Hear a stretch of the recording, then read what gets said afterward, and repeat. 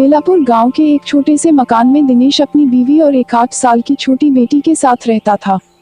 दिनेश दूसरे के खेतों में मजदूरी का काम करके अपने परिवार का पेट भरता था। जिस दिन मजदूरी का काम नहीं मिलता था, उस दिन परिवार रूखी सूखी खाकर ही सो जाता था। एक दिन, सुनो जी, तुम एक काम क्यों नहीं करते हो?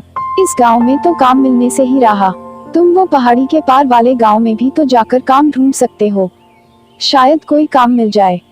परंतु भाग्यवान, वह रास्ता तो बहुत ही सुनसान है। फिर भी तुम कहती हो तो मैं एक बार जाकर आ जाता हूँ। अगले दिन होते ही दिनेश अपने साथ भुने हुए चने ले लेता है और मजदूरी का काम ढूंढने के लिए घर से निकलता है। पहाड़ी के रास्तों से जाते हुए दिनेश थक जाता है, इसलिए वह थोड़ी देर विश्राम करने के लिए एक पेड़ के नीचे छांव में जाकर बैठ जाता है। हे भगवान, यह पहाड़ी रास्ता तो बहुत ही खराब और सुनसान है। पता नहीं इस गांव में मुझे काम मिलेगा भी या नहीं। अरे हाँ, भाग्यवान ने भुने हुए चने दिए थे, थोड़ा खा लेता हूँ ताकि भूख मिट जाएगी।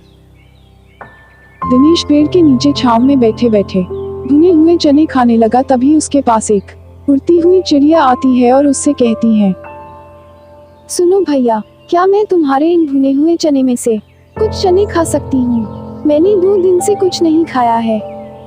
हाँ, तुम इसमें से खा लो जितना तुम्हें खाना है, शायद तुम्हारी भूख मिट जाए इनसे।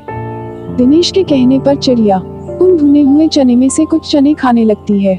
फिर चिड़िया वापस उड़ने लगती है और दिनेश से कहती है, तुम्हारा बहुत धन्यवाद भैया, आज तुम्हारी वजह से मेरी भूख मिट गई। क्या मैं जान सकती हूँ कि तुम इस पहाड़ी रास्ते से कहाँ जा रहे हो? मेरे घर में खाने के लिए अनाज का एक दाना भी नहीं है, इसलिए मैं इस पहाड़ी के बगल वाले गांव में मजदूरी का काम ढूंढने के लिए जा रहा हूँ, ताकि मेरे परिवार को भूखा ना रहना पड़े। चिंता मत करो, आपने मेरी मदद की, इसलिए मैं भी तुम्हारी मदद करना चाहती हूँ। आप मेरे पीछे इस गुफा में आओ। चिड़िया उड़ती हुई गुफा में चली जाती है।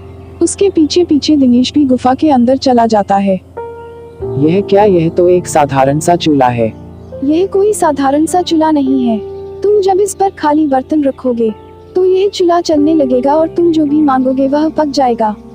इसे बंद करने के लिए एक मंत्र बोलना पड़ेगा। एक था दूल्हा एक थी दुल्हन, बंद हो जा जादुई चूल्हा। यह वाला मंत्र बोलने पर चूल्हा बंद हो जाएगा। अब तुम्हारे परिवार को भूखा नहीं सोना पड़ेगा। इतना कहकर चिड़िया वहाँ से चली जाती है। दिनेश उस जादुई चूल्हे को अपने साथ घर ले आता है। अरे, तुम तो बहुत जल्दी वापस आ गए। और यह चूल्हा कैसा? भाग्यवान, तुम एक खाली बर्तन लेकर आओ, मैं तुम्हें एक जादू दिखाता हूँ इस चूल्हे का। दिनेश की पत्नी रसोई से खाली पतीली लेकर आती है। दिनेश उस खाली पतीली को जैसे ही चूल्हे पर रखता है, जादुई चूल्हा जलने लगता है और जो दिनेश ने बोला वह उस चूल्हे पर बनकर तैयार हो गया। ऐसे ही दिनेश ने उस चूल्हे से बहुत सारा खाना कुछ ही मिनटों में बना दिया। फिर चूल्हे को बंद करने के लिए दिनेश वह मंत्र बोलता है, एक था दूल्हा एक थी दुल्हन, बंद हो जा जादुई चूल्हा। मंत्र बोलते ही वह जादुई चूल्हा बंद हो जाता है।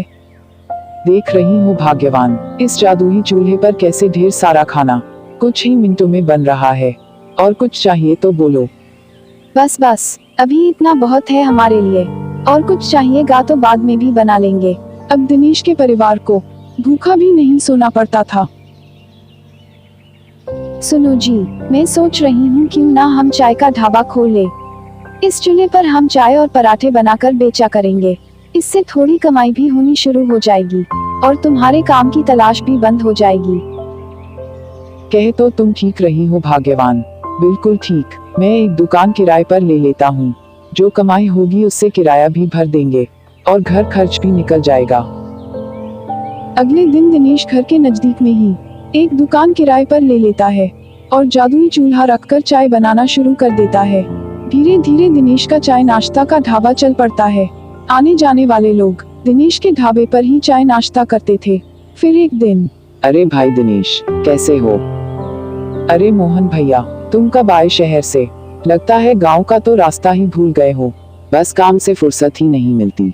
वो तुम्हारी भाभी को गांव में कुछ काम था, इसके लिए एक दिन के लिए आए हैं। और तुम बताओ, तुम्हारी तो किस्मत ही बदल गई यार, तुमने तो ढाबा ही खोल लिया। इसकी चर्चा पूरे गांव में हो रही है। बस सब भगवान की कृपा है भैया, बात कुछ और ही है। यह ऐसे नहीं बताएगा, मुझे सच का पता लगाना होगा। अगले दिन जब दिनेश ढाबे पर जाता है, तभी मोहन भी सच्चाई का पता लगाने के लिए सुबह सुबह उसके पीछे ढाबे पर जाता है। अरे मोहन भैया, इतनी सुबह सुबह यहाँ पर कैसे?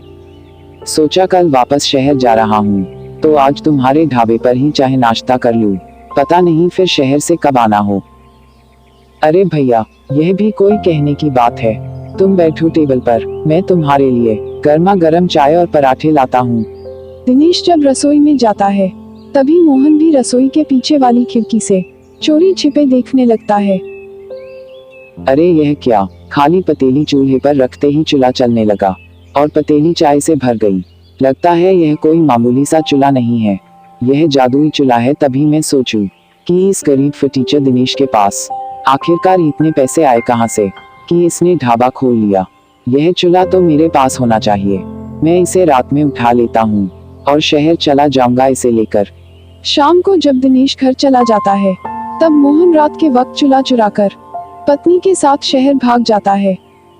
दिनेश जब सुबह ढाबे पर आता है, तो चूल्हा गायब हो जाता है। भाग्यवान, हमारा जादुई चूल्हा चोरी हो गया। अब हम क्या करेंगे, कैसे पैसा कमाएंगे? सुनो जी, जो हो गया सो हो गया। इस बहाने हमें मार्गदर्शन तो मिला। अब आप एक नया चूल्हा लेकर इस ढाबे को आगे बढ़ाओ, देखना आपकी मेहनत रंग लाएगी। दिनेश एक मेहनती आदमी था, इसीलिए उसने फिर से एक नई शुरुआत की। उधर जब मोहन अपनी पत्नी के साथ शहर में अपने घर पहुंचा। जाओ लक्ष्मी, जाकर एक खाली पतीली लेकर आओ। मैं तुम्हें इस चूल्हे का एक जादू दिखाता हूँ। यह जादुई चूल्हे, मुझे पुलाव चाहिए, पुलाव। चूल्हा जलने लगा और पुलाव बनता चला गया, लेकिन मोहन चूल्हा बंद करना नहीं जानता था। अरे, यह चूल्हा तो चावल बनाना बंद ही नहीं कर रहा। ऐसे तो पूरा कमरा भर जाएगा और हम दोनों इस चावल के ढेर में ही तप के मर जाएंगे। लक्ष्मी, क्या करूं? मेरे तो कुछ समझ में ही नहीं आ रहा। अब तो एक ही रास्ता है, इस घटिया चूल्हे को तोड़ दो।